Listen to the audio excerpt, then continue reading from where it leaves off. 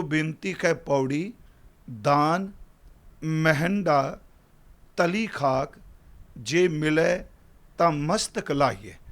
ਇਹ ਹੈ ਬੇਨਤੀ ਉਹਨਾਂ ਰੰਗ ਰਤੜੀਆਂ ਰੂਹਾਂ ਲਈ ਜਿਨ੍ਹਾਂ ਕੋਲ ਪਰਮਾਤਮਾ ਦੇ ਨਾਮ ਦਾ ਸੱਚ ਹੈ, ਜਿਨ੍ਹਾਂ ਦੇ ਅੰਦਰ ਆਦ ਸੱਚ ਦਾ ਨਿਵਾਸ ਹੈ, ਜਿਨ੍ਹਾਂ ਦੇ ਅੰਦਰ ਅਬਦਲ ਅਬਨਾਸ਼ੀ ਅਚਲ ਅਟਲ ਸਦੀਵ ਰਹਿਣ ਵਾਲਾ ਜਿਨ੍ਹਾਂ ਅੰਦਰ ਉਹ ਸੱਚ ਹੈ।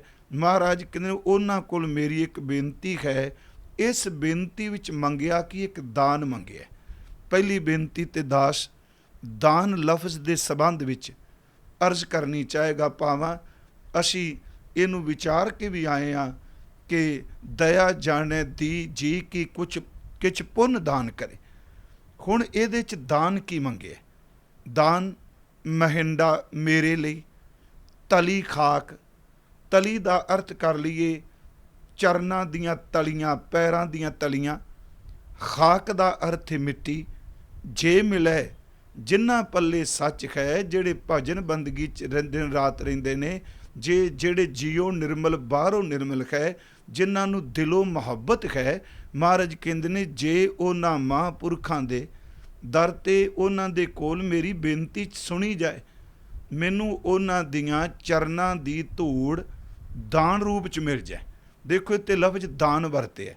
ਦਾਨ ਮਹਿੰਡਾ ਤਲੀ ਖਾਕ, ਉਹਨਾਂ ਦੇ ਤਲੀਆਂ ਦੀ ਖਾਕ, ਉਹਨਾਂ ਦੇ ਚਰਨਾਂ ਦੀ ਧੂੜ ਮੈਨੂੰ ਨਸੀਬ ਹੋ ਜਾਏ।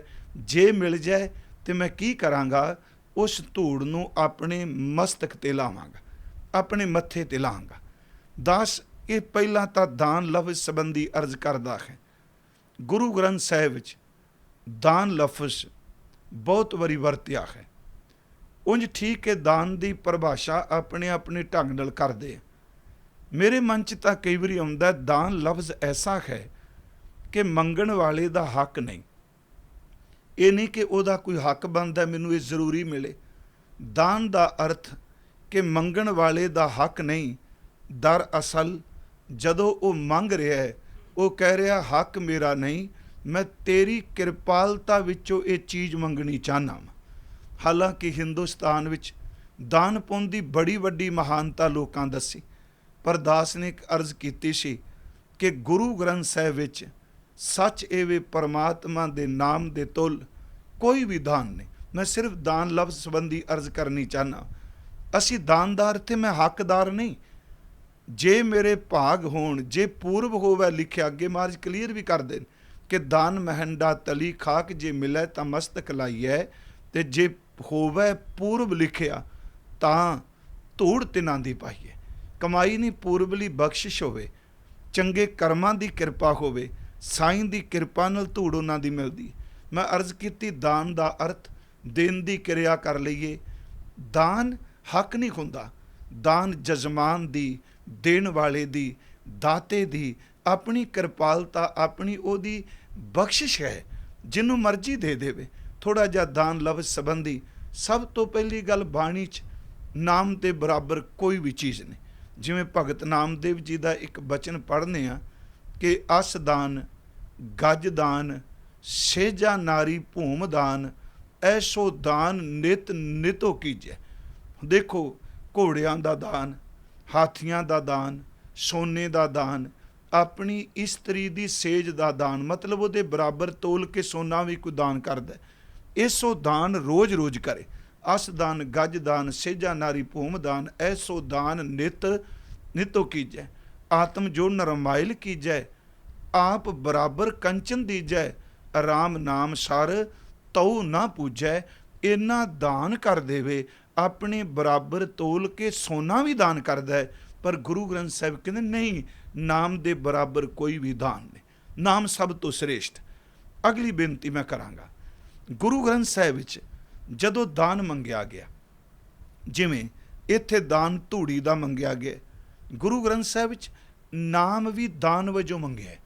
ਜਿਵੇਂ ਅਸੀਂ ਬਾਣੀ 'ਚ ਬਚਨ ਪੜ੍ਹਨੇ ਖਾਂ ਕਿ ਖੰਮ ਭੀਖਕ ਭਿਖਾਰੀ ਤੇਰੇ ਤੂੰ ਨਿਜ ਪਤ ਖੈਂ ਦਾਤਾ ਹੋ ਦਇਆਲ ਨਾਮ ਦੇਹੋ ਮੰਗਤ ਜਨ ਕੋ। ਇੱਥੇ ਮੰਗਤਾ, ਕਿਉਂਕਿ ਮੰਗਤੇ ਦਾ ਹੱਕ ਕੋਈ ਨਹੀਂ ਹੁੰਦਾ। ਮੰਗਤਾ ਤਾਂ ਸਿਰਫ ਜਜਮਾਨ ਦੇ ਤਰਸ ਦਾ ਪਾਤਰ ਹੈ।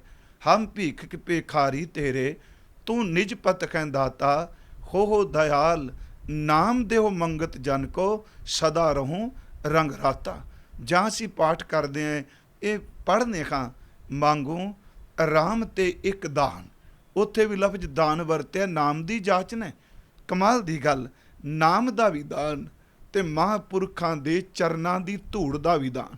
ਮੰਗੂ ਰਾਮ ਤੇ ਇੱਕ ਦਾਨ, ਸਗਲ ਮਨੋਰਥ ਪੂਰਨ ਹੋਵੈ, ਸਿਮਰੋ ਤੁਮਰਾ ਨਾਮ।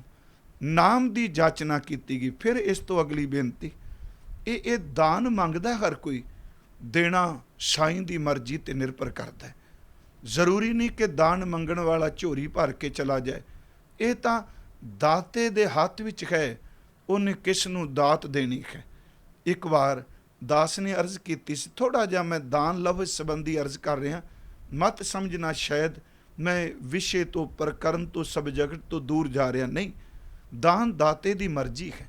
ਸਤਿਗੁਰੂ ਨੇ ਇੱਥੇ ਦਾਨ ਮੰਗਿਆ ਚਰਨ ਧੂੜ, ਤੇ ਉਹਨਾਂ ਦੀ ਮੰਗਿਆ ਜਿਨ ਸੱਚ ਪੱਲੇ ਹੋਏ, ਜਿਨ੍ਹਾਂ ਦੇ ਕੋਲ ਸੱਚ ਹੈ। ਗੁਰੂ ਨਾਨਕ ਸਾਹਿਬ ਮਹਾਰਾਜ, ਉਹਨਾਂ ਦਾ ਇੱਕ ਬੋਲ ਹੈ, ਬਾਬਾ ਫਰੀਦ ਸਾਹਿਬ, ਉਹਨਾਂ ਦੇ ਸ਼ਲੋਕ ਦੀ ਵਿਆਖਿਆ ਕਹਿ ਸਕਣਾ। ਉਹਦੇ ਵਿੱਚ ਸ਼ਬਦ ਹੈ, ਬਚਨ ਹੈ ਕਿ ਪਹਿਲੇ ਪੈਰੈ ਫੁੱਲੜਾ, ਫਲ ਪੀ ਪੱਛਾ ਰਾਤ। ਮਨੁੱਖ ਜਦੋਂ ਰਾਤ ਦਾ ਪਹਿਲਾ ਪੈਰ ਇਬਾਦਤ ਕਰੇ, ਬੰਦਗੀ ਕਰੇ, ਇਹ ਇਸ ਤਰ੍ਹਾਂ ਹੈ ਕਿ ਜਿਵੇਂ ਖਿੜੇ ਹੋਏ ਫੁੱਲ ਨੇ, ਤੇ ਪਿਛਲ ਰਾਤ ਉਹੀ ਬੰਦਗੀ ਦਾ ਅਸਰ ਬੋਡੀ ਵਿੱਚ ਰਹੇ। ਇਹ ਇਸ ਤਰ੍ਹਾਂ ਪਿਛਲ ਰਾਤ ਅੰਮ੍ਰਿਤ ਵੇਲਾ ਜਿਵੇਂ ਪੱਕੇ ਹੋਏ ਰਸਦਾਇਕ ਫਲ ਨੇ।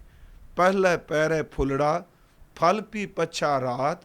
ਮਹਾਰਾਜ ਕਹਿੰਦੇ ਨੇ, ਜੋ ਜਗਨ, ਜਿਹੜੇ ਜਾਗਦੇ ਨੇ, ਲਹਨ ਸੋ ਉਹ ਹੀ ਪ੍ਰਾਪਤ ਕਰਦੇ ਨੇ, ਸਾਈਂ ਕੰਨੋਂ ਦਾਤ। ਉਹਨਾਂ ਨੂੰ ਸਾਈਂ ਦੇ ਕੋਲੋਂ ਇਹ ਦਾਤ ਮਿਲਦੀ ਹੈ। ਮੇਰੀ ਬੇਨਤੀ ਹੈ, ਦਾਤ ਤੇ ਦਾਨ, ਦਾਤਾਰ ਲਫ਼ਜ਼ ਨੇੜੇ ਨੇੜੇ ਦੇ। ਪਹਿਲੇ ਪੈਰੇ ਫੁੱਲੜਾ, ਫਲ ਪੀ ਪੱਛਾ ਰਾਤ, ਜੋ ਜਗਨ ਲਹਨ ਸੇ, ਸਾਈਂ ਕੰਨੋਂ ਦਾਤ। ਅੱਗੇ ਗੁਰੂ ਨਾਨਕ ਸਾਹਿਬ ਦਾ ਬੋਲ, ਬਾਬਾ ਜੀ ਨੇ ਸ਼ਬਦ ਵਰ ਦਿੱਤਾ, ਸਾਈਂ ਕੰਨੋਂ ਦਾਤ। ਗੁਰੂ ਨਾਨਕ ਸਾਹਿਬ ਜੀ ਨੇ ਇਸ ਦਾਤ ਲਫ਼ਜ਼ ਦੀ ਵਿਆਖਿਆ ਕਰਦਿਆਂ ਕਹਿਣ ਲੱਗੇ, ਦਾਤਾ ਦਾਤ ਦਿੰਦਾ, ਦਾਨ ਦਿੰਦਾ, ਇਹ ਦਾਤੇ ਦੀ ਮਰਜ਼ੀ ਹੈ।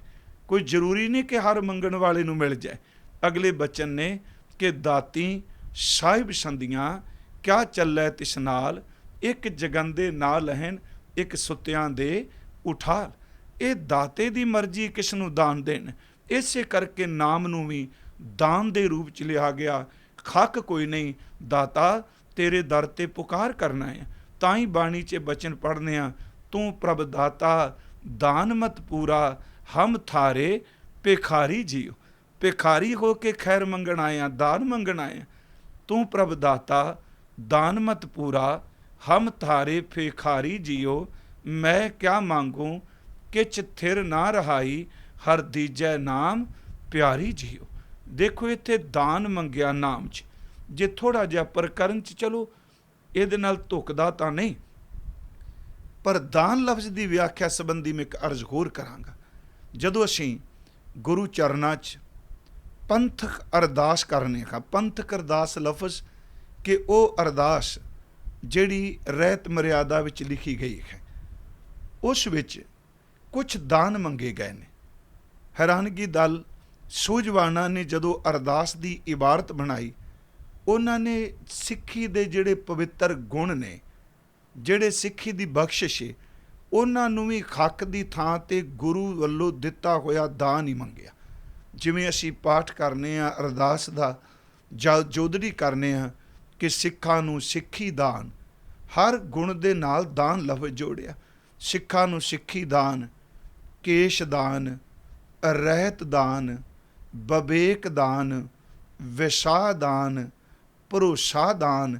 ਦੇਖੋ ਹਰ ਲਫ਼ਜ਼ ਨਾਲ ਦਾਨ ਹੈ।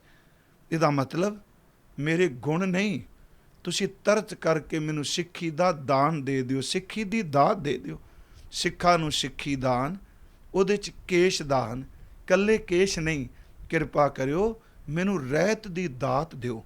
ਸਿੱਖਾਂ ਨੂੰ ਸਿੱਖੀ ਦਾਨ, ਕੇਸ਼ ਦਾਨ, ਰਹਿਤ ਦਾਨ, ਬਵੇਕ ਦਾਨ, ਵਿਸਾ ਦਾਨ, ਭਰੋਸਾ ਦਾਨ, ਤੇ ਫਿਰ ਅਖੀਰ ਤੇ ਕਿਹਾ ਨਾਮ ਵੀ ਇੱਕ ਪ੍ਰਭੂ ਦਾ ਦਾਨ ਹੈ, ਦਾਨਾ ਸਿਰਦਾਨ ਨਾਮ ਦਾਨ। ਖੈਰ ਨਾਮ ਵੀ ਦਾਨ, ਬਖਸ਼ਿਸ਼ ਵੀ ਦਾਨ। ਅੱਜ ਸਤਿਗੁਰੂ ਗੁਰੂ ਨਾਨਕ ਸਾਹਿਬ ਉਹਨਾਂ ਨੇ ਸ਼ਬਦ ਵਰਤਿਆ ਕਿ ਹੇ ਪਾਰ ਬ੍ਰਹਮ ਪਰਮੇਸ਼ਵਰ, ਤੁਸੀਂ ਕਿਰਪਾ ਕਰੋ, ਮੇਰੇ ਲਈ ਇੱਕ ਦਾਨ ਮੇਰੀ ਝੋਲੀ 'ਚ ਪੈ ਜਾਏ।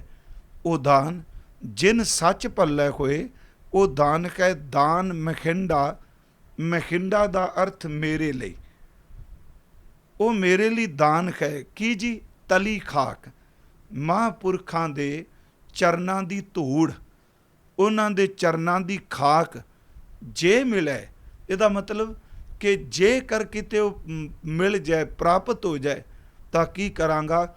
ਤਾਂ ਮਸਤਕ ਲਾਈਏ, ਉਹਨੂੰ ਆਪਣੇ ਮੱਥੇ 'ਤੇ ਲਾਵਾਂ। ਇਹ ਥੋੜ੍ਹਾ ਜਿਹਾ ਅਸੀਂ ਬਾਣੀ 'ਚੋਂ ਕੋਖ ਲਈਏ। ਗੁਰੂ ਗ੍ਰੰਥ ਸਾਹਿਬ 'ਚ ਚਰਨ ਧੂੜ, ਚਰਨ ਰੱਜ, ਚਰਨ ਖਾਕ ਜਾਂ ਪਾ ਖਾਕ ਲਫ਼ਜ਼ ਜਿਹੜੇ ਨੇ, ਪਾ ਖਾਕ, ਚਰਨਾਂ ਦੀ ਖਾਕ, ਉਹਦਾ ਬੜਾ ਜ਼ਿਕਰ ਕੀਤਾ ਜਾਂਦਾ। ਉਂਝ ਵੈਸੇ ਕਈ ਸੂਝਵਾਨ ਇਹਦੇ ਅਰਥ ਇਹ ਕਰਦੇ ਆ ਜੀ ਕਿ ਨਿਮਰਤਾ ਦਾ ਸੂਚਕ ਹੈ, ਕਿ ਚਰਨ ਧੂੜ ਇਹ ਨਿਮਰਤਾ ਦੀ, ਅੰਦਰ ਦੀ ਗਰੀਬੀ ਦੀ, ਅੰਦਰ ਦੀ ਹਲੀਮੀ ਦੀ ਸੂਚਕ ਹੈ। ਕਈਆਂ ਨੇ ਇਹ ਵੀ ਅਰਥ ਕੀਤੇ ਆ ਜੀ, ਚਰਨ ਧੂੜ ਦਾ ਅਰਥ ਹੈ ਮਹਾਂਪੁਰਖਾਂ ਦੇ ਬਚਨ ਨੂੰ ਮੰਨਣਾ, ਕੋਈ ਸ਼ੱਕ ਨਹੀਂ। ਪਰ ਇੱਕ ਬੇਨਤੀ ਕਰਾਂਗਾ, ਦੋ ਚੀਜ਼ਾਂ ਨੇ, ਇੱਕ ਹੈ ਅੰਸ਼ ਤੇ ਇੱਕ ਹੈ ਅੰਸ਼ੀ। ਫਿਰ ਸੁਣਿਓ, ਅੰਸ਼ੀ ਔਰ ਅੰਸ਼।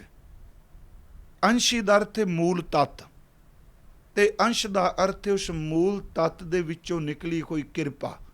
ਕਿਰਪਾ ਲਫ਼ਜ਼ ਵਰਤ ਲਈਏ।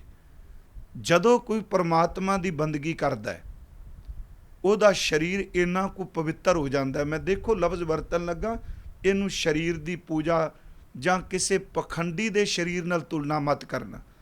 ਇੱਕ ਗੱਲ ਬੜੀ ਸਪਸ਼ਟ ਹੈ, ਇਹ ਆਦਿ ਕਾਲ ਤੋਂ ਜਿਹੜੇ ਸਦ ਗੁਣ ਨੇ, ਸ਼ੁਭ ਗੁਣ ਨੇ, ਜਿਨ੍ਹਾਂ ਵਿੱਚ ਸਚਾਈ ਸੀ, ਹਕੀਕਤ ਇਹ ਉਹਦੇ ਨਾਂ ਉੱਤੇ ਭੇਖ ਵੀ ਰੱਜ ਕੇ ਚੱਲਿਆ।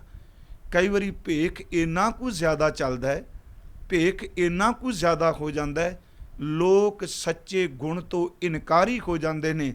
ਕਿਉਂਕਿ ਜਦੋਂ ਝੂਠ ਦਾ ਬੋਲ ਬਾਲਾ ਸੱਚ ਦੇ ਥੱਲੇ ਹੋ ਜਾਏ, ਉਦੋਂ ਲੋਕ ਸੱਚ ਨੂੰ ਹੀ ਮੰਨਣ ਤੋਂ ਇਨਕਾਰ ਕਰਨ ਲੱਗ ਪੈਂਦੇ। ਜਿਵੇਂ ਬੰਦਗੀ ਦੇ ਬਾਰੇ ਗੁਰਬਾਣੀ 'ਚ ਨਾਮ ਦਾ ਬੜਾ ਜ਼ਿਕਰ, ਸਿਮਰਨ ਨਾਮ, ਆਰਾਧਨਾ, ਭਗਤੀ। ਉਸ ਪਰਮਾਤਮਾ ਦੇ ਨਾਮ ਦੇ ਥੱਲੇ ਭੇਖੀ ਲੋਕ, ਕਪਟੀ ਲੋਕ, ਪਖੰਡੀ ਲੋਕ, ਪਰਪੰਚੀ ਲੋਕ ਸਹਾਰਾ ਨਾਮ ਦਾ ਲੈਂਦੇ ਨੇ, ਅੰਦਰ ਦੀ ਕਰੂਰਤਾ, ਅੰਦਰ ਦੀ ਮੈਲ ਛੱਡਣ ਨੂੰ ਤਿਆਰ ਨੇ।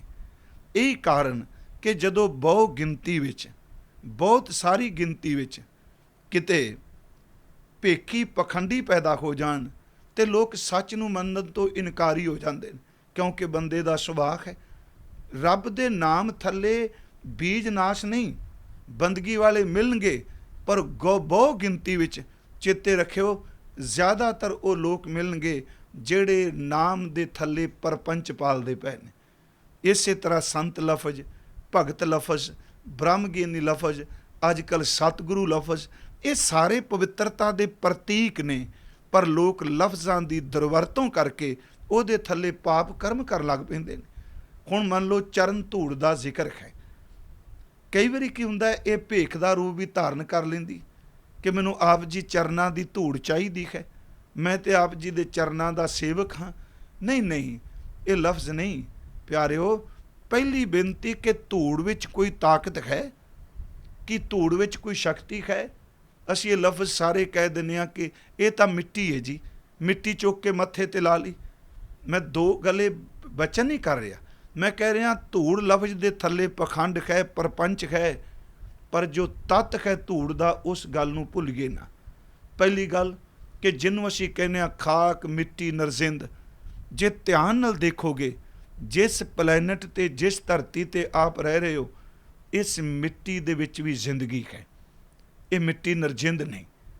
ਜੇ ਨਰਜਿੰਦ ਹੋਵੇ, ਪਾਣੀ ਦੇ ਸੁਮੇਲ ਦੇ ਨਾਲ ਅੱਜ ਸਾਨੂੰ ਸਾਰਿਆਂ ਨੂੰ ਖਾਣ ਨੂੰ ਅਨਾਜ ਦਿੰਦੀ ਪਈ ਧਰਤੀ, ਜੇ ਨਰਜਿੰਦ ਹੁੰਦੀ, ਇਹਦੇ ਵਿੱਚੋਂ ਅੰਨ ਦੀ ਐਨਰਜੀ ਕਿਵੇਂ ਪੈਦਾ ਹੋਗੀ, ਇਹਦੇ ਵਿੱਚੋਂ ਫਲ ਕਿਵੇਂ ਪੈਦਾ ਹੋ ਗਿਆ। ਮਿੱਟੀ ਨਰਜਿੰਦ ਨਹੀਂ, ਮਿੱਟੀ ਦੇ ਅੰਦਰ ਉਹ ਐਨਰਜੀ, ਉਹ ਸ਼ਕਤੀ ਹੈ ਪਿਆਰਿਓ, ਜਿਹੜੀ ਸਾਨੂੰ ਪਾਣੀ ਮਿਲ ਕੇ ਉਹ ਅਨਾਜ ਦਿੰਦੀ ਹੈ, ਫਲ ਦਿੰਦੀ ਹੈ, ਰਸਦਾਇਕ ਵਸਤੂਆਂ ਬਖਸ਼ਦੀ ਹੈ। ਉਸ ਮਿੱਟੀ 'ਚ ਤਾਕਤ ਹੈ। ਇਹੀ ਕਾਰਨ ਪੁਰਾਤਨ ਲੋਕਾਂ ਨੇ ਜਦੋਂ ਸਰੀਰ ਨੂੰ ਵੀ ਮਿੱਟੀ ਦਾ ਪੁਤਲਾ ਕਿਹਾ, ਉਹਦਾ ਇੱਕ ਕਾਰਨ ਸੀ। ਜਿਵੇਂ ਬਾਣੀ 'ਚ ਅਸੀਂ ਪੜ੍ਹਦੇ ਹਾਂ ਕਿ ਮਾਟੀ ਕੋ ਪੂਤਰਾ ਕੈਸੇ ਨਚਤ ਹੈ, ਉੱਥੇ ਲਫ਼ਜ਼ ਮਿੱਟੀ ਦਾ ਪੁਤਲਾ ਵਰਤਿਆ। ਜਾਂ ਅਸੀਂ ਸ਼ਬਦ ਇੱਕ ਪੜ੍ਹਦੇ ਹਾਂ ਬਾਣੀ 'ਚ ਕਿ ਕਬੀਰਾ ਧੂਰ ਸ਼ਕੇਲ ਕੈ ਪੁਰੀਆ ਬਾਂਧੀ ਦੇ।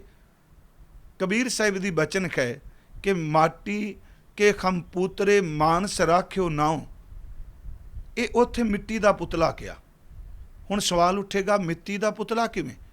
ਪਰ ਪੁਰਾਣੇ ਸ਼ਾਸਤਰਕਾਰ ਇਹ ਸ਼ਬਦ ਕਹਿੰਦੇ ਸਨ ਕਿ ਖਾਕ ਵਿੱਚੋਂ ਖੁਰਾਕ ਪੈਦਾ ਹੁੰਦੀ, ਜਿਹਨੂੰ ਆਪਾਂ ਧਰਤੀ ਕਹਿ ਰਹੇ ਹਾਂ, ਮਿੱਟੀ ਕਹਿ ਰਹੇ ਹਾਂ। ਇਸ ਮਿੱਟੀ ਵਿੱਚੋਂ ਅੰਨ ਪੈਦਾ ਹੁੰਦਾ। ਉਸ ਅੰਨ ਨੂੰ ਕਿਸੇ ਰੂਪ ਵਿੱਚ ਤੁਸੀਂ ਲਵੋ।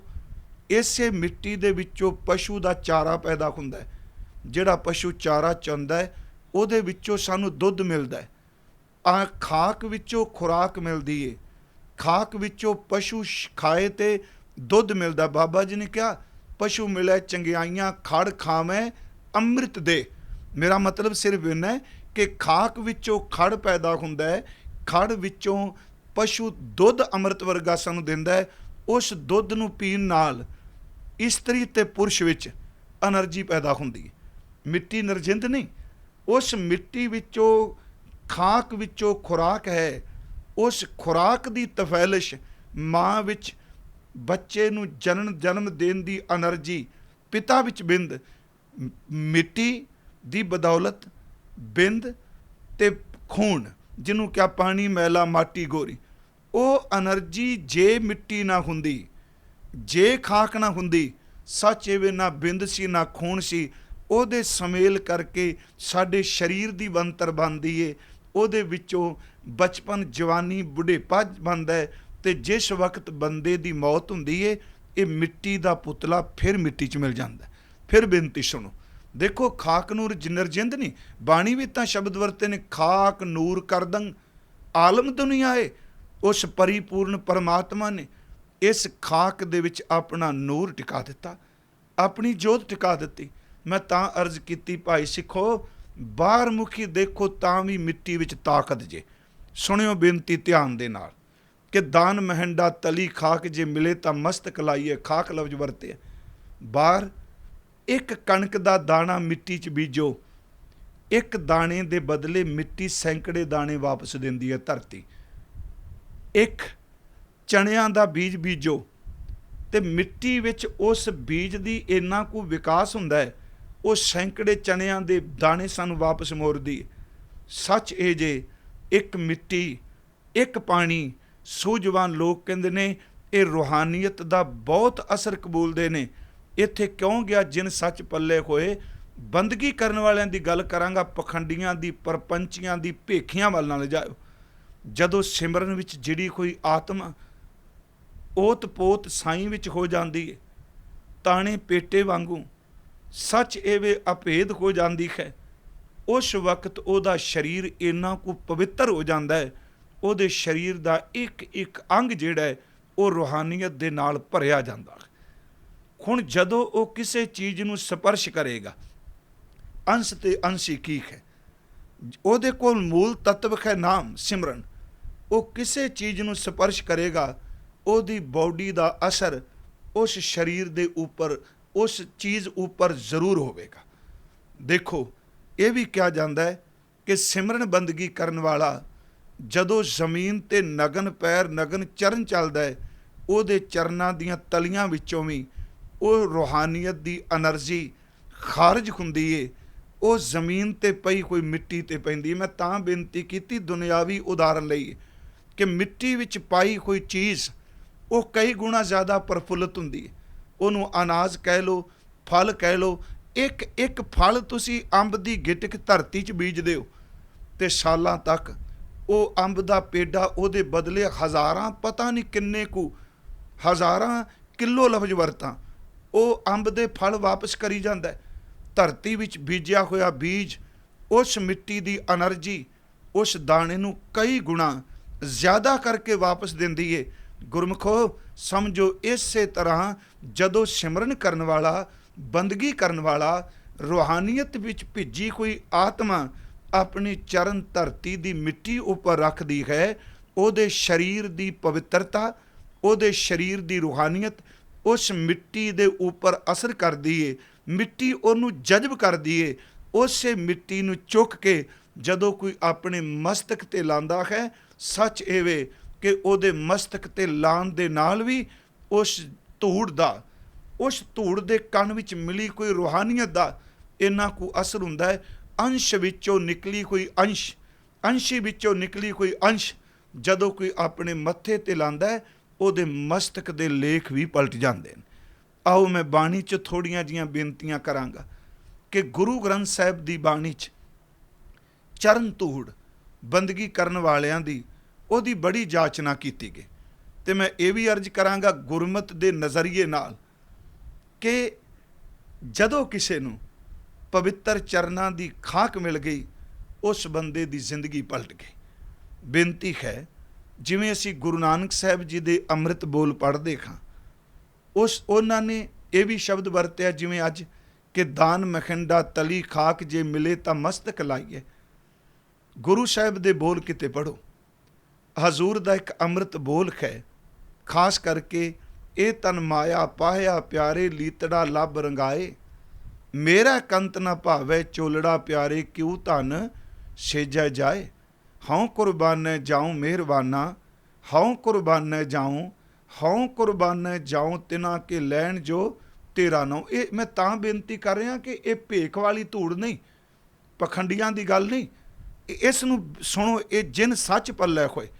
हुण ओहदियां रहाओ दियां तुकां ने, खाओ कुर्बान जाऊँ मेहरबाना, मैं कुर्बान जाना मेहरबान परमात्मा तेरे तो, मैं कुर्बान जाना तेरे तो जिहड़ा तेरा नाम लैंदे ने। देखो मेहरबान तो भी कुर्बान ते जपण वाले जगियासू गुरमुख तो भी कुर्बान। हाँ कुर्बान जाऊँ मेहरबाना, हाँ कुर्बान जाऊँ, हाँ कुर्बान जाऊँ तिना कै लैन जो तेरा नाऊँ, लैन जो तेरा नाऊँ तिना कै हाँ सद कुर्बान जाऊँ। फिर शब्द वरत्या मैं तो कुर्बान जाना। गुरु साहब अखीर ते मंगदे की ने, अखीरलियां तुकां पढ़ो। आई जे दान महंडा तली खाक, साहब कहते जिनके चोले रतड़े प्यारे, कंत तिना कै पास धूड़ तिना की जे मिले जी, कहो नानक की अरदास। कहो नानक की अरदास धूड़ तिना की जे मिले जी। ओही अरदास इत्थे वे, दान मखिंडा तली खाक जे मिले तां मस्तक लाइए। तिलंग राग च गुरुदेव दा शब्द है, एडी वड्डी निर्माणता वरती। मैं तां ही बेनती करांगा कि सानू झुकण दी जाच ही नहीं आई। मैं ये नहीं कह रहा कि असीं गुरु ग्रंथ साहिब तो बिना किसी दंभी पेखी परपंची की गल करने हैं, पर इस गल नूं ना झुठलाओ। बंदगी करन वाले दे चरनां दी धूड़ जिंदगी बदल के रख देंदी है। हजूर दे एक अमृत बोल है, गुरु नानक साहब प्रभु सामने अरदास करते हैं। वो लफ्ज़ इन्नी निमरता दे ਉਹਦੇ ਵਿੱਚ भी धूड़ मंगी गई। महाराज जी ने कहा बद बखत मेरे वर्गा बद वक्त कोई नहीं, कमख्त कोई नहीं, मेरे वर्गा ढीठ कोई नहीं, मेरे वर्गा बखील कोई नहीं। पर हे प्रभु, गुरु नानक साहब कहते तेरे चरनां च एक अरदास करना आ, मेरी झोली च इस वस्तु का दान पा ਜਿਹੜੇ तेरी बंदगी करते हैं, उन्होंने चरनां की खाक मैनू मिल जाए। बद बखत हम चू बखील गाफिल बे नज़र बेबाक, नानक बगोयद जन तुरा तेरे चाकरा पा खाक। इत्थे महाराज जी ने तली खाक किया, उत्थे लफ्ज वरत्या पा खाक कि नानक बगोयद मैं बोल के कह रहा जन तुरा तेरे चाकरां पा खाक। मैं तेरे चरनां दी धूड़, तेरी बंदगी करने वाले चाकरां दे चरनां दी धूड़ बन जा। कि गुरु नानक साहब ये शब्द जो वार वार वरत रहे ने, ये शब्द की दुरवरतों करने वाले पखंडी ने, पर सच्चाई तो इनकारी ना होइए। मैं फिर बेनती करा, असी गुरु अर्जुन देव दे बोल पढ़ने, खास करके हजूर दा ये शब्द जिहड़ा जांको हर रंग लागो इस युग में, सो कहियत है छूरा आत्म जिणै सगल वस्ता के ताकै जाका सतगुर पूरा। शब्द दियां अखीरलियां तुकां च की मंगिया गया? आई तां मंगिया गया कि दान मखंडा तली खाक जे मिले तां मस्तक लाइए। शब्द दे अखीरले बचन ने जन के चरण वसै मेरा हिया रै, संग पुनीता देही जन की तूर, देहो कृपा निध नानक कै सुख एही। मेरे वास्ते यही सुख है, मैनू अपने प्यारे सेवकां दे चरनां दी धूड़ बख्श दिओ। इस करके दास प्रमाण दे रहा है कि असी इस बख्शिश नूं देखीए जिहड़ी तरन धूड़ च वरतदी है। आओ मैं एक उदाहरण आप जी नूं देना। भाई साहब भाई गुरदास साहब जी ने कबीर साहब और भगत रामानंद जी की मिलनी का उल्लेख अपनी रचना विच अपनियां वारां विच कीता है। उन्हां दा ये पवित्र बचन ने कि चरण स्पर्शता नाल, चरण धूड़ नाल कबीर साहब के जीवन च की पलटा हुंदा है। हालांकि इसका जिक्र गुरु ग्रंथ साहब च नहीं, ये कोई शक नहीं, कबीर साहब ने ये लफ्ज़ जरूर वरते ने। कहन लगे जिहड़ा परमात्मा की भगती करता है, तिन की पग पंकज खम धूर। पद पंकज, पद का अर्थ पैर, पंकज का अर्थ कमल। ਇਹਦਾ अर्थ भी है कि उन्हां दे चरण कमलों की कबीर धूड़ है ਜਿਹੜੇ परमात्मा की इबादत करते हैं। इसे तरह ही उन्हां दे शलोक पढ़ो, वो तो इत्थों तक लफ्ज वरते ने कि ਜਿਹੜਾ इंसान किते सुपने विच बरड़ा के राम कहंदा है, प्रभु कहंदा है, कहंदे मेरा चित्त करदा है कि ਉਹਦੇ चरनां दा जोड़ा बन जाए ते मेरी चमड़ी होवे, मेरी चमड़ी का जोड़ा बना के ਉਹਦੇ चरनां च पा दिओ, तां जो कबीर दे शरीर नूं भी रब दे घर च प्रवानता मिल जाए। असी बोल पढ़ने आ कबीर सुपना खूं बरड़ाए कै, जे मुख निकसै राम, तां के पग की पनही मेरे तन को चाम। चलो मैं एक उदाहरण देना। रामानंद जी रोज़ अमृत वेले उठ के गंगा च इशनान करन जाते हैं। मैं पिछले दिन ही जदों आत्म तीर्थ करै निवास कथा आई, उत्थे अर्ज की सी भगत दा गंगा च इशनान करना, ये मत समझियो शायद गंगा की पवित्रता करके। असल च सच एवे कि भगत सवेरे अमृत वेले नेरे गंगा दरिया निर्मल पानी उदों वगदा है, उहदे च इशनान करन जांदे ने।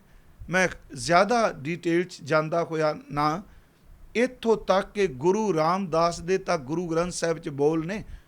हिंदुस्तान दीयां नदियां दा जिक्र करदियां ਉਹਦੇ ਵਿੱਚ 4 नदियां का जिक्र किया जिन्हां नूं बड़ी धार्मिक महानता दिती गई भारत वर्ष विच।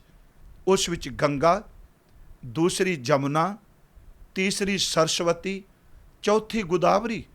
गुरु ग्रंथ साहिब का पाठ करने वाले नूं पता है कि लोग हजूम बना के भीड़ बना के इशनान करने वास्ते उत्थे पहुँचते हैं, पर गुरु रामदास कहते ने गंगा नूं, यमुना नूं, गोदावरी नूं ते सरस्वती नूं प्रभु दे चरनां च अरदास करदिआं सुनिया।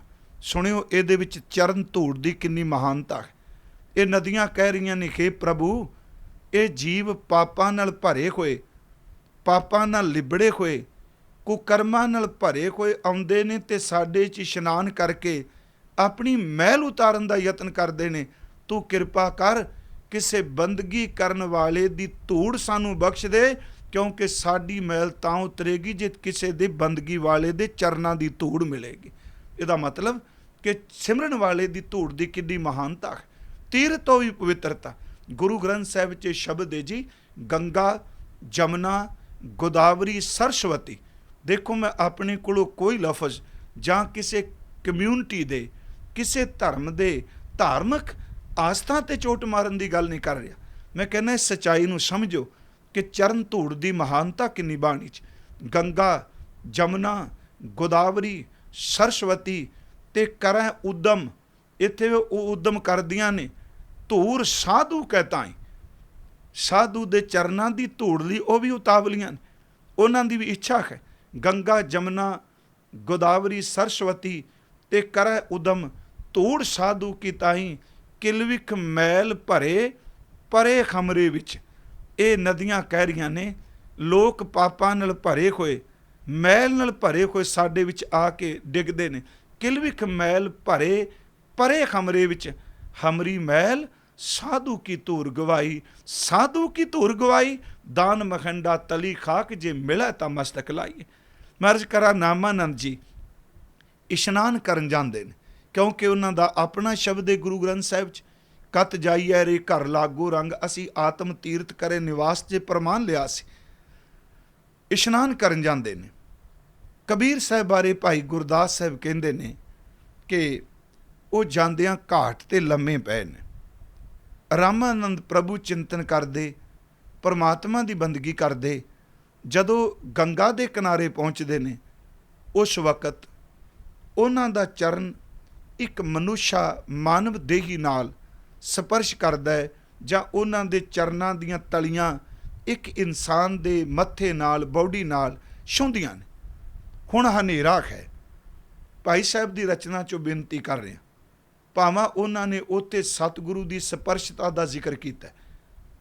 वो कहते हैं हनेरे च देखा भी इंसान है, तो भगत कबीर साहब जी ने रामानंद जी के चरण छुंदे ने जदों उन्हां दे तन नाल, ते रामानंद जी मनुखी शरीर की स्पर्शता देख के कोई इंसान है, इन्ने शब्द कहते ने, उठ राम के राम बोल, उठ राम के राम बोल।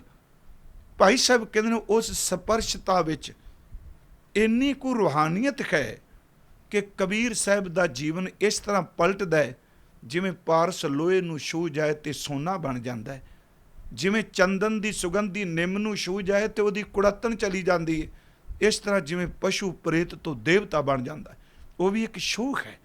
भाई साहब ने लिखा है कि खोए बिरकत बनारसी, रहिंदा रामा नंद गुसाई, ਅੰਮ੍ਰਿਤ ਵੇਲੇ ਉੱਠ ਕੇ ਜਾਂਦਾ ਨਾਵਣ ਗੰਗਾ ਤਾਈ, ਅੱਗੋਂ ਹੀ ਦੇ ਜਾਏ ਕੈ ਲੰਮਾ ਪਿਆ ਕਬੀਰ ਥਾਈ, ਤੇ ਥਾਈ ਪੈਰੀ ਟੁੰਬ ਉਠਾ ਲਿਆ, ਪੈਰੀ ਟੁੰਬ ਚਰਨ ਸਪਰਸ਼ਤਾ, ਪੈਰੀ ਟੁੰਬ ਉਠਾ ਲਿਆ, ਬੋਲੋ ਰਾਮ ਸਿੱਖ ਸਮਝਾਈ।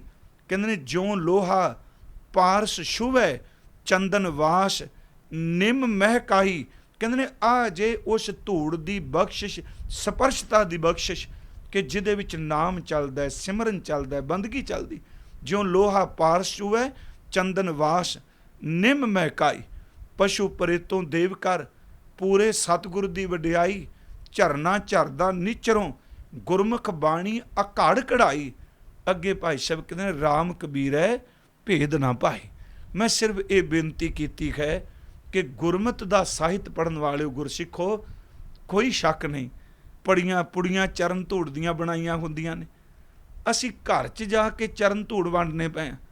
मेरी एक बेनती है कि जिन्नी देर तक साड़ी आस्था भी नहीं, वो कली फिर मिट्टी रह जाएगी। जदों गुरु दर ते कोई लंघदा है, उहदे चरनां दी धूड़ बंदे दा जीवन पलट जाती है। आओ असी गुरमत दे महान विद्वान, सिੱਖੀ ਦੇ महान वेद कहांगा कि प्रचारक, व्याख्याकार, गुरु ग्रंथ साहिब के पहले लिखारी भाई गुरदास साहिब की रचना च देखिए कि चरण धूड़ के अर्थ की ने। उन्होंने तैतों तक शब्द वरते है कि जेकर मेरी बॉडी पैर दे अंगूठे तो लैके, देखो गुरसिखां तो कुर्बान, नानक वखाणे बेनती जिन सच पल्ले होए, जिन्हां दे कोल सच है। मैं ਉਹਦੇ अर्थ कर देना, पहला बाद च आपां कवितो पढ़ लैने। पैर दे अंगूठे तो लैके सिर दी शिखा तक, केसां दी जिहड़ी चोटी है जूड़े तक, कहंदे ने सारे शरीर नूं कट कट के रोम रोम दी तरह बरी कर दिओ, इन्ना सूक्ष्म हो जाए। कहंदे ने फिर उस शरीर नूं अग विच साड़ दिता जाओ टुकड़े, उन्हां नूं चक्की विच पी दिता जाए। मेरे शरीर दी खाक, मेरियां हड्डियां दा चूरा, मेरे तन की जिहड़ी वो मिट्टी है, उन्होंने उन्हां रस्तियां च सट दिओ जिन्हां रस्तियां च अमृत वेले परमात्मा की भजन बंदगी सिमरन करने वाले गुरसिख निकलते हैं। फिर कमाल की गल भी, की फायदा आ शरीर स्वाह हो गया, राख हो गया। कहते उन्हां राहां च बखेर दिओ जिथों वो गुरसिख लंघते ने, महापुरख लंघते ने। क्यों जी? कहते ने मेरे शरीर की मिट्टी जे उन्हां दियां चरनियां चरनां दियां तलियां नाल स्पर्श कर गई, मैनू भरोसा है कि हे दयालु गुरसिखो, हे कमाई वाले गुरसिखो, बंदगी वाले महापुरखो, तुहाडे चरनां दी तली मेरे शरीर दी मिट्टी नूं छू गई ਤੇ ਸੱਚ ਇਹ ਮੇਰੇ ਵਰਗਾ ਬੰਦਾ ਵੀ ਮੁਕਤ ਹੋ ਜਾਏਗਾ। ਹੁਣ ਇਹ ਬਚਨ ਹੈ, ਮੈਂ ਆਪਣੇ ਕੋਲੋਂ ਕੋਈ ਸ਼ਬਦ ਨਹੀਂ ਕਹਿ ਰਿਹਾ, ਇਹ ਬਚਨ ਨੇ। ਨੱਕ ਸਿਸ ਲਓ, ਨੱਕ ਦਾ ਅਰਥ ਹੈ ਪੈਰ ਦਾ ਨਾਖੂਨ, ਪੈਰ ਦਾ ਨਹੁੰ, ਸਿਸ ਦਾ ਅਰਥ ਹੈ ਚੋਟੀ। ਨੱਕ ਸਿਸ ਲਓ, ਸਗਲ ਅੰਗ ਰੋਮ ਰੋਮ ਕਰ, ਕਾਟ ਕਾਟ ਸਿੱਖਣ ਕੇ ਚਰਨ ਪਰ ਵਾਰੀਏ। ਇਹ ਕੱਟ ਕੱਟ ਕੇ ਗੁਰਸਿੱਖਾਂ ਤੋਂ ਕੁਰਬਾਨ ਕਰੋ। ਭਾਈ ਸਾਹਿਬ ਨੇ ਤੇ ਇੱਥੋਂ ਤੱਕ ਸ਼ਬਦ ਵਰਤਿਆ ਹੈ ਜਦੋਂ ਉਹਨਾਂ ਦੀ ਰਚਨਾ ਪੜ੍ਹਦੇ ਹਾਂ ਕਿ ਮੇਰੀ ਖੌਲੋਂ ਮੌਜੜੇ ਗੁਰਸਿੱਖ ਹੰਢਾਉਂਦੇ। ਮੌਜੜੇ ਦਾ ਅਰਥ ਚਰਨਾਂ ਦੀ ਧੂੜ, ਮੇਰੀ ਖੱਲ ਦੇ ਮੌਜੜੇ ਦਾ ਅਰਥ ਜੋੜੇ, ਜੁੱਤੀ। ਮੇਰੀ ਚਮੜੀ ਦੇ ਬਣੇ ਜੁੱਤੇ ਗੁਰਸਿੱਖ ਹੰਢਾਣ, ਮੇਰੀ ਖੱਲੋਂ ਮੌਜੜੇ ਗੁਰਸਿੱਖ ਹੰਢਾਉਂਦੇ। ਮਸਤਕ ਲੱਗੇ ਸਾਧ ਰੇਣ ਵਡਭਾਗ ਜਿਨ੍ਹਾਂ ਦੇ। ਉਹੀ ਮਹਾਂਪੁਰਖ ਆਪਣੇ ਕਵਿਤਾਂ 'ਚ ਕਰ ਰਹੇ ਨੇ ਬਖਸ਼ਿਸ਼।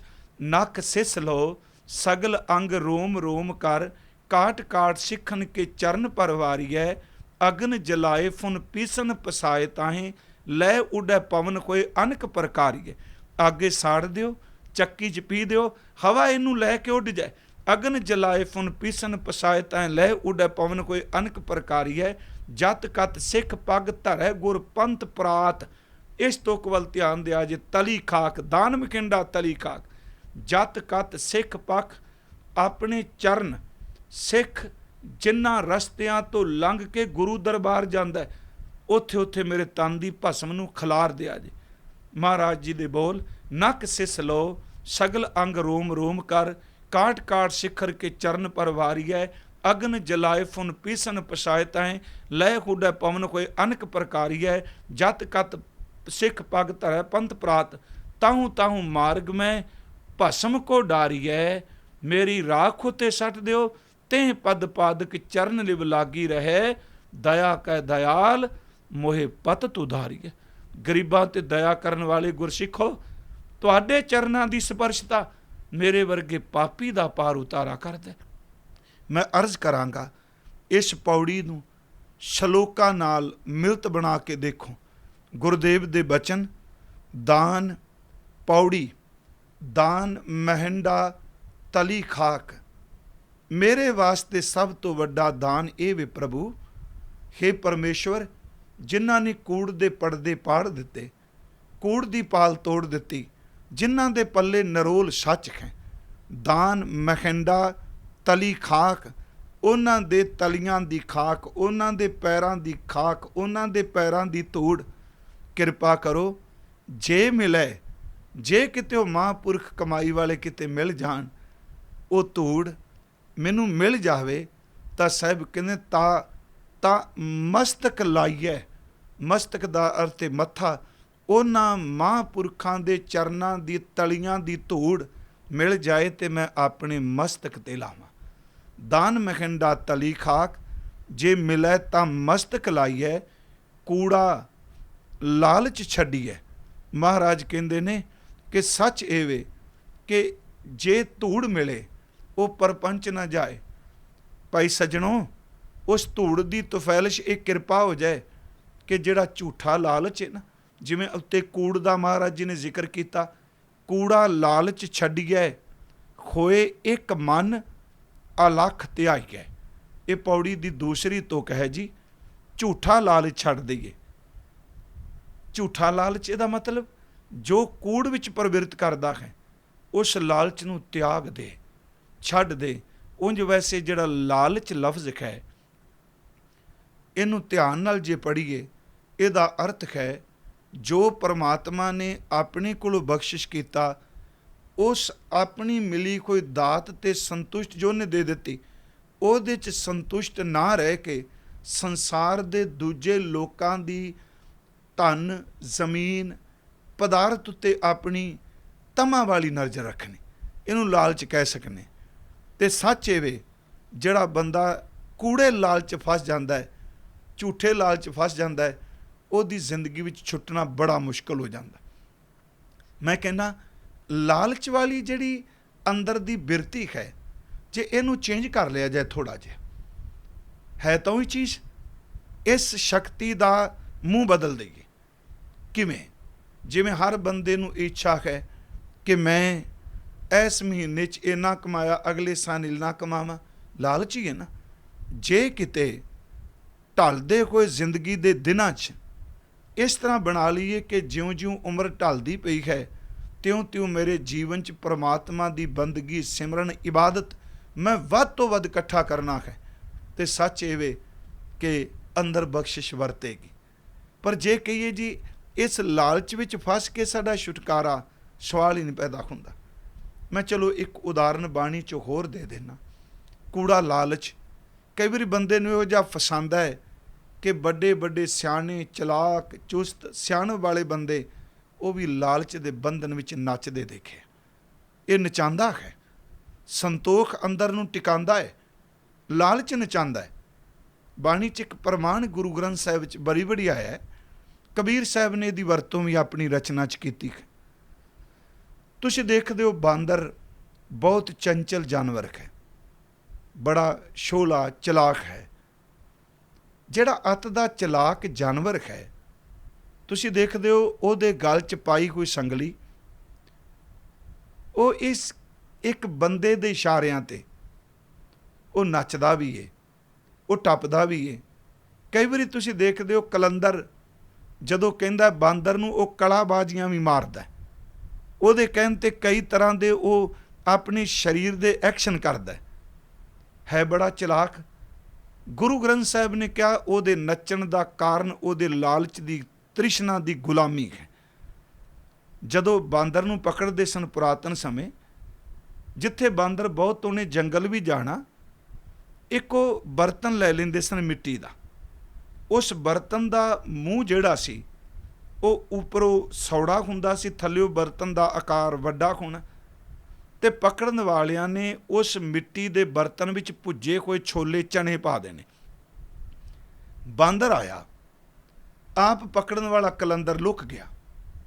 ਹੁਣ ਉਸ ਬਾਂਦਰ ਨੇ ਜਦੋਂ ਹੱਥ ਖਾਲੀ ਉਹਨੇ ਆਪਣਾ ਹੱਥ ਉਸ ਬਰਤਨ ਦੇ ਵਿੱਚ ਪਾਇਆ, ਉਸ ਭਾਂਡੇ ਚਲਾ ਗਿਆ, ਖਾਲੀ ਹੱਥ ਤਾਂ ਬਰਤਨ ਵਿੱਚ ਪਹੁੰਚ ਗਿਆ। ਉਹਨੇ ਜਿਹੜੇ ਭੁੱਜੇ ਕੋਈ ਚਣੇ ਨੇ, ਛੋਲੇ ਨੇ, ਉਹਨਾਂ ਨਾਲ ਆਪਣੇ ਹੱਥਾਂ ਦੀ ਆਪਣੀ ਮੁੱਠੀ ਭਰ ਲਈ।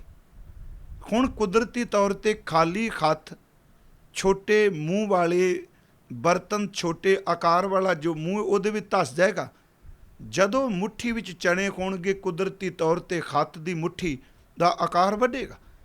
ਹੁਣ ਉਹ ਚਣਿਆਂ ਦੀ ਮੁੱਠੀ ਭਰ ਕੇ ਬਾਹਰ ਕੱਢਣੀ ਚਾਹੁੰਦਾ, ਤੇ ਬਰਤਨ ਦਾ ਮੂੰਹ ਸੌੜਾ ਹੈ, ਮੁੱਠੀ ਬਾਹਰ ਨਹੀਂ ਨਿਕਲਦੀ। ਜੇ ਹੱਥ ਬਾਹਰ ਕੱਢਦਾ ਤੇ ਛੋਲੇ ਵਿੱਚ ਛੁੱਟਦੇ ਨੇ, ਜੇ ਛੋਲੇ ਬਾਹਰ ਕੱਢਣ ਦਾ ਯਤਨ ਕਰਦਾ ਤੇ ਭਾਂਡੇ ਵਿੱਚੋਂ ਹੱਥ ਨਹੀਂ ਨਿਕਲਦਾ। ਹੁਣ ਉਹਨੂੰ ਇੱਕ ਚਲਿਆਂ ਦੀ ਮੁੱਠੀ ਦਾ ਲਾਲਚ ਹੈ। ਉਹ ਉਸ ਲਾਲਚ ਨੂੰ ਰੱਖ ਕੇ ਉਹਦੇ ਵਿੱਚੋਂ ਚਣੇ ਛੱਡਣ ਨੂੰ ਤਿਆਰ ਨਹੀਂ। ਖੁੰਦਾ ਕੀ ਹੈ, ਜਦੋਂ ਉਹ ਘੋਲ ਕਰ ਰਿਹਾ ਹੈ ਕਿ ਇਹ ਮੁੱਠੀ ਭਰੀ ਕੋਈ ਚਣਿਆਂ ਦੀ ਬਾਹਰ ਨਿਕਲ ਜਾਏ, ਉਹਨੂੰ ਚੁਗਿਰਦਾ ਭੁੱਲ ਜਾਂਦਾ। ਇੰਨੀ ਦੇਰ ਨੂੰ ਜਿੰਨੇ ਮਿੱਟੀ ਦਾ ਬਰਤਨ ਦੱਬਿਆ ਹੈ, ਉਹ ਕਲੰਦਰ ਹੁੰਦਾ ਹੈ, ਉਹ ਅਕੜ ਪਾ ਕੇ ਗਲਾਵਾਂ ਪਾਉਂਦਾ ਹੈ, ਰੱਸਾ ਪਾ ਕੇ ਉਸ ਬਾਂਦਰ ਨੂੰ ਆਪਣਾ ਗੁਲਾਮ ਕਰ ਲੈਂਦਾ ਹੈ। ਆਪਣੇ ਘਰ ਲਿਜਾ ਕੇ ਉਹਨੂੰ ਡਰਾ ਕੇ, ਕੁੱਟ ਕੇ, ਲਾਲਚ ਦੇ ਕੇ, ਸੱਚ ਐਵੇਂ ਉਹ ਇੰਨਾ ਕੁਝ ਸਿਖਾ ਦਿੰਦਾ ਹੈ ਕਿ ਹੁਣ ਉਹੀ ਬਾਂਦਰ ਜਿਹੜਾ ਅੱਤ ਦਾ ਚਲਾਕ ਚੁਸਤ ਸੀ, ਉਹ ਲੋਕਾਂ ਦੇ ਦਰਵਾਜ਼ਿਆਂ ਦੇ ਉੱਪਰ ਜਾ ਕੇ ਨਾਚ ਕਰਦਾ ਹੈ, ਸਾਰਾ ਸਾਰਾ ਦਿਨ ਨੱਚਦਾ ਹੈ। ਕਬੀਰ ਸਾਹਿਬ ਕਹਿੰਦੇ ਭਲੇ ਲੋਕੋ ਛੱਡ ਦਿਓ ਕੂੜੇ ਲਾਲਚ ਨੂੰ, ਬਾਂਦਰ ਲੋਕਾਂ ਦੇ ਬੂਹਿਆਂ ਉੱਤੇ ਦਰ ਦਰ ਤੇ ਨੱਚਦਾ ਚਣਿਆਂ ਦੀ ਮੁੱਠੀ ਦੀ ਖਾਤਰ। ਕਈ ਵਾਰੀ ਇਨਸਾਨ ਥੋੜੇ ਲਾਲਚ ਦੀ ਖਾਤਰ ਕਈ ਜਨਮ ਦੁਨੀਆ ਦੇ ਦਰਵਾਜ਼ਿਆਂ ਤੇ ਨੱਚਦਾ। ਕਬੀਰ ਸਾਹਿਬ ਦਾ ਅੰਮ੍ਰਿਤ ਬੋਲ ਹੈ, ਮਰਕਟ ਮੁਸ਼ਟੀ ਅਨਾਜ ਕੀ ਮਨ ਬੌਰਾ ਰੇ, ਲੀਨੇ ਹਾਥ ਪਸਾਰ। ਹੱਥ ਖੋਲ ਕੇ ਉਹਨੂੰ ਪਕੜ ਤਾਂ ਲਿਆ, ਪਰ ਕਾਬੂ ਆ ਗਿਆ ਕਲੰਦਰ ਦੇ। ਮਰਕਟ ਮੁਸ਼ਟੀ ਅਨਾਜ ਕੀ ਮਨ ਬੌਰਾ ਰੇ, ਲੀਨੇ ਹਾਥ ਪਸਾਰ। ਛੂਟਨ ਕੋ ਸਹਿਸਾ ਪਰਿਆ ਮਨ ਬੌਰਾ ਰੇ, ਨਾਚੋ ਘਰ ਘਰ ਬਾਰ। ਬਸ ਉਹ ਲਾਲਚ ਨੇ ਪਿਆਰਿਓ, ਸਾਨੂੰ ਤਾਂ ਕਈ ਤਰ੍ਹਾਂ ਦਾ ਲਾਲਚ। ਸਤਿਗੁਰੂ ਅੱਜ ਕਹਿੰਦੇ ਨੇ, ਉਹ ਭਾਈ ਸਿੱਖੋ, ਦਾਨ ਮਹਿੰਡਾ ਤਲੀ ਖਾਕ ਜੇ ਮਿਲੇ ਤਾਂ ਮਸਤਕ ਲਾਈਏ, ਕੂੜਾ ਲਾਲਚ ਛੱਡੀਏ। ਝੂਠੇ ਲਾਲਚ ਨੂੰ ਤਿਆਗ ਦੇ, ਇਹਨੇ ਕਿੰਨਾ ਕੁ ਤੈਨੂੰ ਸੁੱਖ ਦੇਣਾ ਹੈ। ਫਿਰ ਇੱਕ ਕੰਮ ਕਰ ਕੀ ਹੋਏ ਇੱਕ ਮਨ, ਅਲਖ ਧਿਆਈਏ। ਅਲਖ ਦਾ ਅਰਥ ਜਿਹਨੂੰ ਲਖਿਆ ਨਹੀਂ ਜਾ ਸਕਦਾ, ਜਿਹਦਾ ਅੰਤ ਨਹੀਂ ਪਾਇਆ ਜਾ ਸਕਦਾ। ਤੂੰ ਇੱਕ ਕੰਮ ਕਰ, ਇੱਕ ਮਨ ਦਾ ਅਰਥ ਹੈ ਇਕਾਗਰ ਹੋ ਕੇ। ਹਾਲਾਂਕਿ ਇੱਕ ਮਨ ਬੜਾ ਮੁਸ਼ਕਲ ਬਣਦਾ ਹੈ। ਦਾਸ ਨੇ ਇੱਕ ਵਾਰ ਅਰਜ਼ ਕੀਤੀ ਸੀ, ਇਹਦੀਆਂ ਤਾਂ ਤਰੰਗਾਂ ਹੀ ਬੜੀਆਂ ਨੇ। ਇੱਥੋਂ ਤੱਕ ਮੈਂ ਇੱਕ ਵਾਰ ਅਰਜ਼ ਕੀਤੀ ਸੀ, ਮਨ ਕਿੰਨੀਆਂ ਕੁ ਲਹਿਰਾਂ ਉੱਠਦੀਆਂ ਨੇ, ਇੰਨਾ ਤੇਜ਼ ਹੈ ਪਿਆਰਿਓ, ਇੱਕ ਘੜੀ 'ਚ ਪਤਾ ਨਹੀਂ ਕਿੱਥੇ ਦਾ ਕਿੱਥੇ ਪਹੁੰਚ ਜਾਂਦਾ ਹੈ। ਗੁਰਬਾਣੀ ਨੇ ਤਾਂ ਇਹਨੂੰ ਇੱਥੋਂ ਤੱਕ ਤੁਲਨਾ ਦਿੱਤੀ ਉਹ ਸ਼ਕਤੀ ਨਾਲ, ਜਿਹੜੀ ਇੱਕ ਖਿੰਨ ਵਿੱਚ ਪਤਾਲਾਂ ਆਕਾਸ਼ਾਂ ਤੇ ਪਤਾ ਨਹੀਂ ਕਿੱਥੇ ਕਿੱਥੇ ਘੁੰਮ ਕੇ ਆ ਜਾਂਦੀ। ਕਬਹੂ ਜੀੜਾ ਊਬ ਚੜ੍ਹਤ ਕੈ, ਕਬਹੂ ਜਾਏ ਪਿਆਲੇ, ਲੋਭੀ ਜੀੜਾ ਥਿਰ ਨਾ ਰਹਿਤਾ, ਚਾਰੇ ਕੁੰਡਾਂ ਪਾਲੇ। ਇੱਥੇ ਮਹਾਰਾਜ ਕਹਿੰਦੇ ਮਨ ਇੱਕ ਮਨ ਹੋ ਕੇ, ਇਹਦਾ ਮਤਲਬ ਤੇਰੇ ਮਨ 'ਚ ਫੁਰਨੇ ਹੋਰ ਨਾ ਉੱਠਣ, ਤੇਰੇ ਮਨ 'ਚ ਖਿਆਲ ਹੋਰ ਨਾ ਉਪਜਣ। ਮੈਂ ਇੱਕ ਵਾਰ ਅਰਜ਼ ਕੀਤੀ ਸੀ, ਇੱਕ ਮਨ ਹੋ ਕੇ ਕਿਵੇਂ ਜਪੀਏ। ਧਿਆਨ ਲੱਗਿਆ ਇੱਕ ਅਰਦਾਸ ਕਰੀਏ, ਹੇ ਪ੍ਰਭੂ, ਹੇ ਵਾਹਿਗੁਰੂ, ਕਿਰਪਾ ਕਰੋ, ਆਪ ਜੀ ਦੀ ਇਬਾਦਤ ਕਰਨ ਲੱਗਾ, ਇੱਕ ਮਨ ਹੋ ਕੇ ਮੈਨੂੰ ਸਿਮਰਨ ਕਰਨ ਦੀ ਦਾਤ ਦੇ ਦਿਓ। ਇਹ ਮਨ ਜਦੋਂ ਵੀ ਖਿੰਡਦਾ ਹੈ, ਇਹ ਵਰਤਮਾਨ 'ਚ ਬੜਾ ਘੱਟ ਰਹਿੰਦਾ ਹੈ, ਜਾਂ ਤਾਂ ਬੀਤੀਆਂ ਹੋਈਆਂ ਯਾਦਾਂ 'ਚ ਖਚਤ ਰਹਿੰਦਾ ਹੈ, ਤੇ ਜਾਂ ਫਿਰ ਇਹ ਮਨ ਆਉਣ ਵਾਲੇ ਭਵਿੱਖ ਦੀ ਚਿੰਤਾ ਵਿੱਚ ਗਰਸਿਆ ਰਹਿੰਦਾ ਹੈ। ਫਿਰ ਬੇਨਤੀ ਸੁਣੋ, ਇੱਕ ਮਨ ਕਿਉਂ ਨਹੀਂ ਹੁੰਦਾ? ਇੱਥੇ ਲਫ਼ਜ਼ ਵਰਤਿਆ ਇੱਕ ਮਨ। ਇੱਕ ਮਨ ਦਾ ਅਰਥ ਦੋ ਮਨ ਨਹੀਂ, ਤਿੰਨ ਮਨ ਨਹੀਂ, ਖੰਡਾ ਨਾ ਬਣੇ। ਇਹ ਜਦੋਂ ਵੀ ਸਿਮਰਨ ਕਰ ਲੱਗੋ, ਬਾਣੀ ਪੜ੍ਹਨ ਲੱਗੋ, ਇੰਨਾ ਚਲਾਕ ਹੈ, ਸਾਲਾਂ ਬੱਧੀ ਬੀਤੀਆਂ ਹੋਈਆਂ ਘਟਨਾਵਾਂ ਨੂੰ ਇਹ ਪਰਤ ਕੇ ਜਿੰਦੀਆਂ ਕਰ ਲੈਂਦਾ, ਉਜਾਗਰ ਕਰ ਲੈਂਦਾ। ਮਨ ਉਹਦੇ 'ਚ ਉਡਾਰੀਆਂ ਮਾਰਦਾ ਰਹਿੰਦਾ। ਜਿਹੜੇ ਮਰ ਚੁੱਕੇ ਨੇ ਉਹਨਾਂ ਨਾਲ ਗੱਲਾਂ ਕਰੀ ਜਾਂਦਾ। ਜਿਹੜੀਆਂ ਵਾਪਰੀਆਂ ਹੋਈਆਂ ਮੰਦੀਆਂ ਘਟਨਾਵਾਂ ਨੇ ਜ਼ਿੰਦਗੀ ਦੀਆਂ, ਉਹਨਾਂ ਨਾਲ ਆਪਣਾ ਚਿੰਤਨ ਕਰੀ ਜਾਂਦਾ। ਇੱਕ ਮਨ ਹੋ ਕੇ ਨਹੀਂ ਜਪ ਸਕਦਾ। ਫਿਰ ਜਾਂ ਇਹਨੂੰ ਚਿੰਤਾ ਲੱਗੀ ਰਹਿੰਦੀ ਆਉਣ ਦੀ, ਕਰਦਾ ਸਿਮਰਨ ਹੁੰਦਾ ਗੁਰਦੁਆਰੇ ਤੇ ਚਿੰਤਾ ਲੱਗੀ ਰਹਿੰਦੀ ਹੈ, ਦੁਕਾਨ ਖੋਲ੍ਹਣੀ ਹੈ, ਅੱਜ ਕੰਮ ਕਰਨਾ। ਮੇਰੇ ਕਹਿਣ ਤੋਂ ਮੁਰਾਦ ਇੱਕ ਮਨ ਕੀਤੀ ਕੋਈ ਭਗਤੀ ਦਾ ਬੜਾ ਵੱਡਾ ਅਸਰ ਹੈ। ਇਸੇ ਕਰਕੇ ਗੁਰੂ ਨਾਨਕ ਸਾਹਿਬ ਜੀ ਨੇ ਆਪਣੀ ਰਚਨਾ 'ਚ ਇਕਾਗਰਤਾ ਦਾ, ਇੱਕ ਮਨ ਦਾ ਬੜਾ ਜ਼ੋਰ ਦਿੱਤਾ।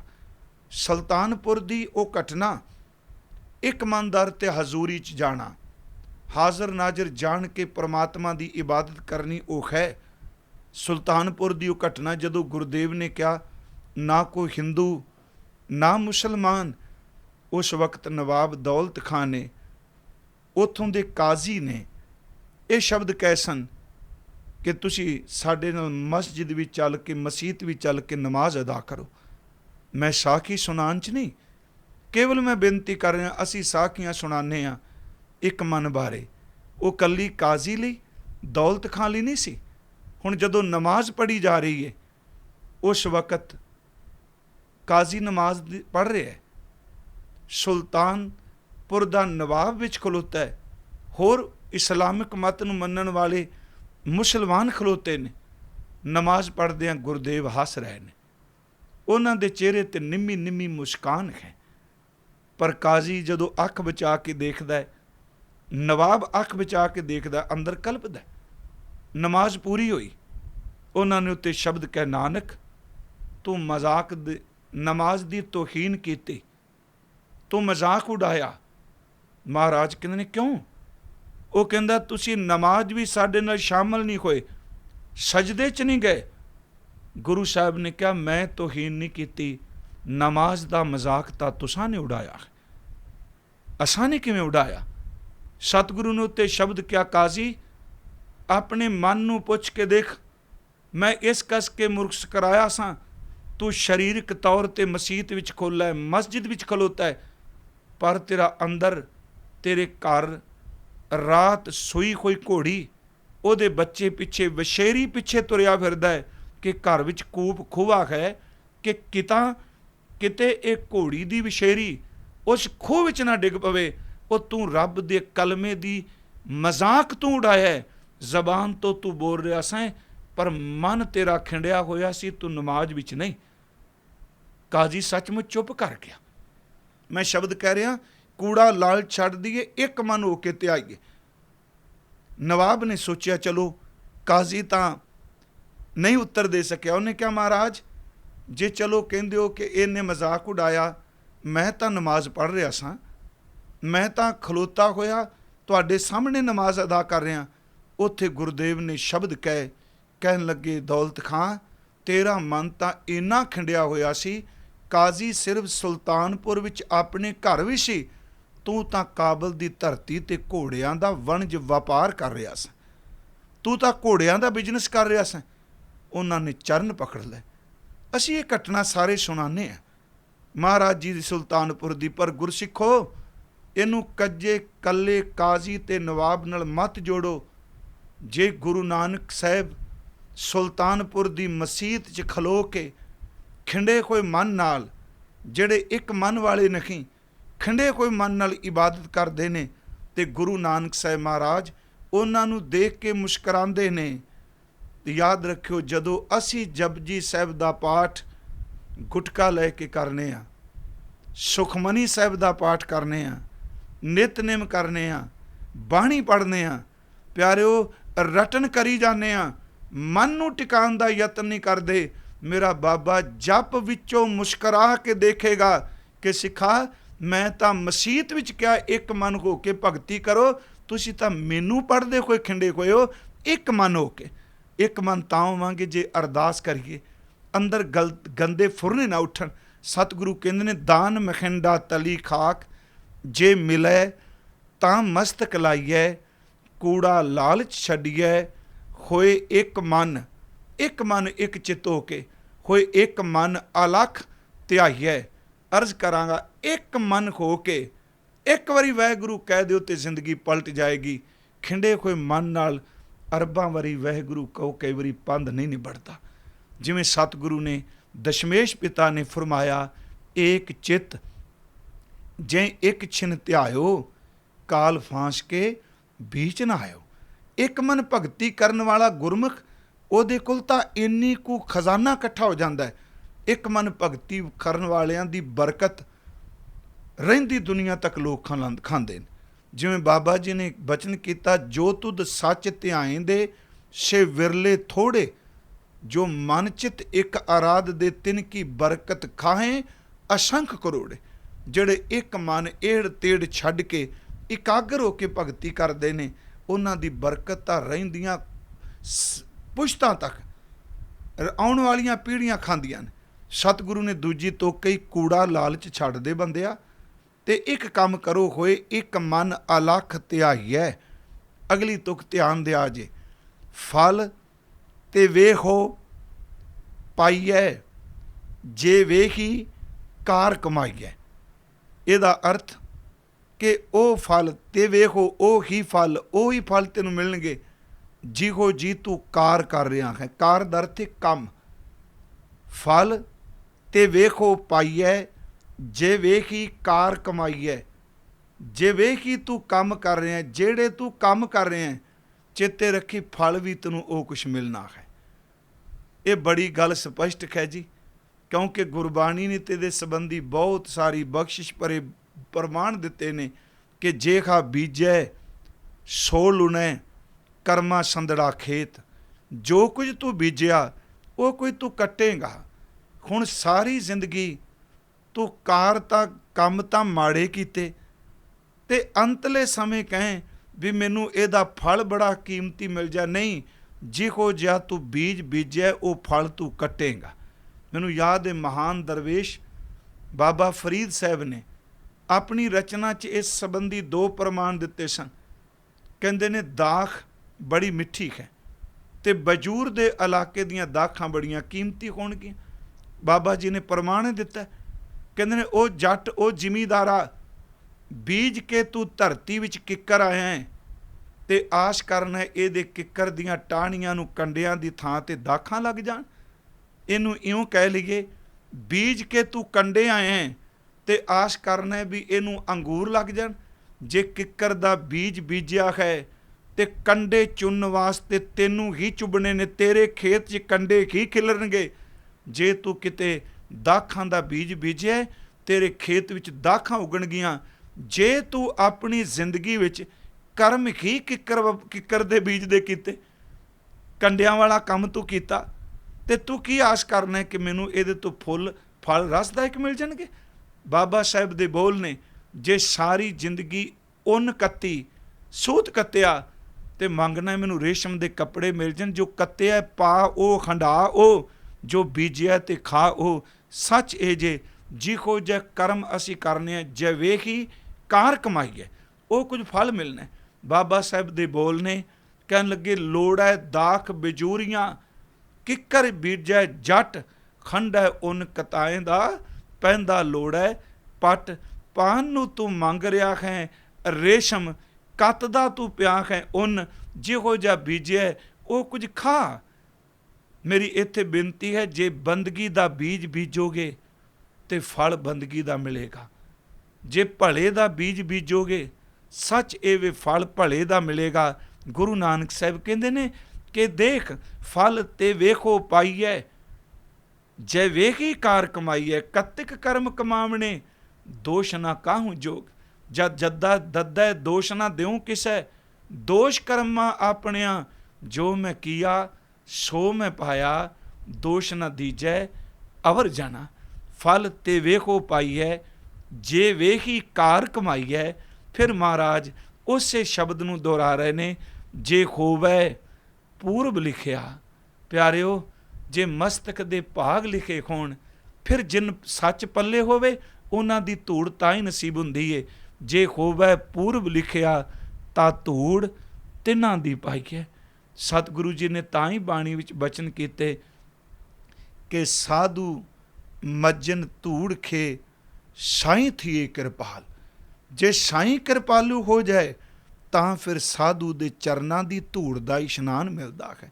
ਸਾਹਿਬ ਕਹਿ ਰਹੇ ਨੇ ਕਿ ਜੇ ਹੋਵੈ ਪੂਰਬ ਲਿਖਿਆ, ਤਾਂ ਧੂੜ ਤਿੰਨਾਂ ਦੀ ਪਾਈ ਹੈ, ਉਹਨਾਂ ਦੇ ਚਰਨਾਂ ਦੀ ਧੂੜ ਮਿਲਦੀ ਏ। ਅਖੀਰ ਤੇ ਮੱਤ ਥੋੜ੍ਹੀ ਸੇਵ ਗਵਾਈ ਹੈ। ਕਈ ਵਾਰੀ ਕਈ ਬੰਦੇ ਫਿਜ਼ੀਕਲ ਵਰਕ ਬੜਾ ਕਰਦੇ ਨੇ, ਸੇਵਾ ਬੜੀ ਕਰਦੇ ਨੇ, ਪਰ ਜਦੋਂ ਅਕਲ ਨਾ ਹੋਵੇ, ਮੱਤ ਥੋੜ੍ਹੀ ਹੋਵੇ, ਬੰਦੇ ਦੀ ਸੇਵਾ ਵੀ ਨਿਫਲ ਚਲੀ ਜਾਂਦੀ ਹੈ। ਉਹ ਆਪਣੀ ਸੇਵਾ ਵੀ ਗਵਾ ਬੈਠਦੇ ਨੇ। ਥੋੜ੍ਹੀ ਮੱਤ ਵਾਲੇ ਫਿਜ਼ੀਕਲ ਕੰਮ ਬੜਾ ਕਰਦੇ ਨੇ, ਪਰ ਨਿੰਦਿਆ ਕਰ ਕਰਕੇ ਸੇਵਾ ਵੀ ਗਵਾ ਜਾਂਦੀ ਹੈ। ਜਿਵੇਂ ਸਤਿਗੁਰੂ ਨੇ ਬਚਨ ਕੀਤੇ ਤੇ ਫਰਮਾਇਆ ਕਿ ਤੈ ਨਰ ਕਿਆ ਪੁਰਾਨ ਸੁਣ ਕੀਨਾ, ਅੰਨ ਪਾਵਨੀ ਭਗਤ ਨਾ ਉਪਜੀ, ਭੂਖੇ ਦਾਨ ਨਾ ਦੀਨਾ, ਕਾਮ ਨਾ ਬਿਸਰਿਓ, ਕ੍ਰੋਧ ਨਾ ਬਿਸਰਿਓ, ਲੋਭ ਨਾ ਛੂਟਿਓ ਦੇਵਾ, ਪਰ ਨਿੰਦਾ ਮੁਖ ਤੇ ਨੀ ਛੂਟੀ, ਨੇਫਲ ਪਈ ਸਭ ਸੇਵਾ, ਮਤ ਥੋੜੀ ਸੇਵ ਗਵਾਈ ਹੈ। ਇਸ ਹਜ਼ੂਰ ਦੀ 10ਵੀਂ ਪੌੜੀ ਨਾਲ ਸ਼ਲੋਕ, ਕੂੜ ਦੀ ਪਾਲ ਟੁੱਟ ਜਾਏ, ਸੱਚ ਪੱਲੇ ਵਿੱਚ ਆ ਜਾਏ, ਪ੍ਰਭੂ ਭਗਤੀ ਵਿੱਚ ਲੀਨ, ਉਹਨਾਂ ਦੇ ਚਰਨਾਂ ਦੀ ਖਾਕ ਮਿਲ ਜਾਏ। ਵਾਹਿਗੁਰੂ ਜੀ ਕਾ ਖਾਲਸਾ, ਵਾਹਿਗੁਰੂ ਜੀ ਕੀ